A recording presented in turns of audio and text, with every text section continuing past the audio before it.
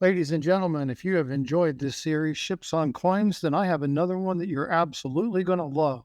This is a Department of the Navy copper round. It is 999 fine copper, and on the obverse features one of my favorite ships of all times, and that is the Big Mo. This is the USS Missouri. Fabulous ship, amazing send over by Chief Stacker, so thank you very much for sending me this.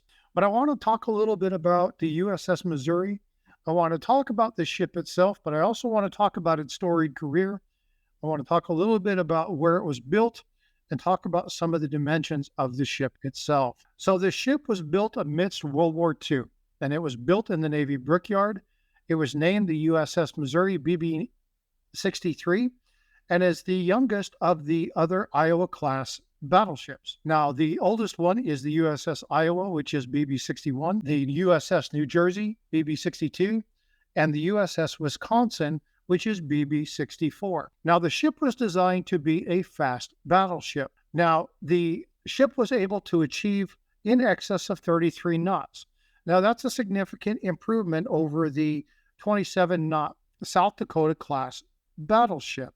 It's approximately 6 to 7 knots. Japanese battleships of the time had a 26 knot capability, and this was a huge advantage when you're jockeying for position. The USS Missouri was the third U.S. Navy ship to be named after the Show Me State. The first one was a frigate that was built in 1841.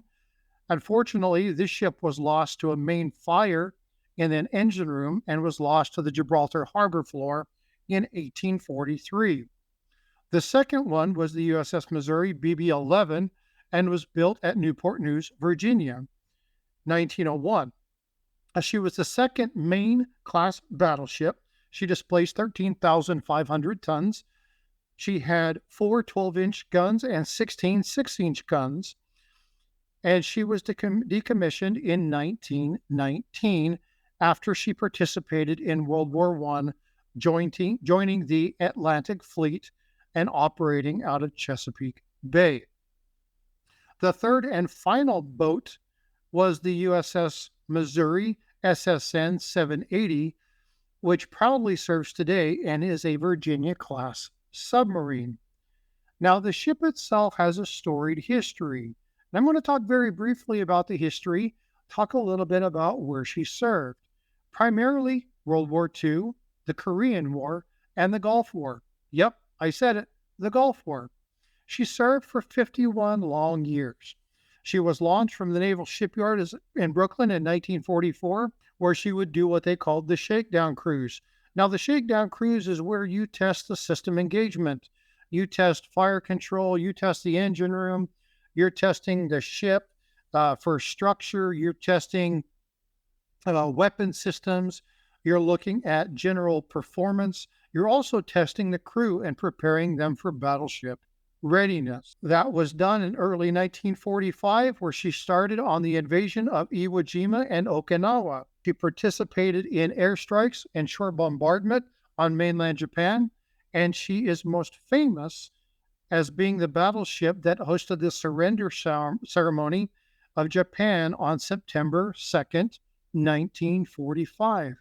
Now, that surrender ceremony was unceremoniously short. It only lasted 23 minutes and consisted of a couple speeches by Douglas MacArthur and a general signing, and that was about the end of it. The USS Missouri returned to the Pacific during the Korean War.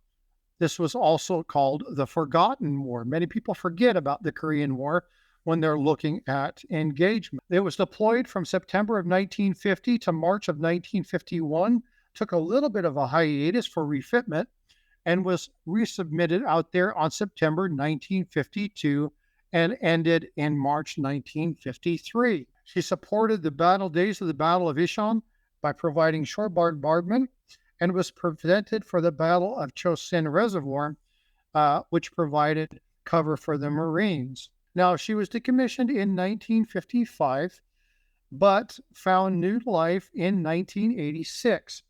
She participated in the Operation Earnest Will, and this was in the Middle East.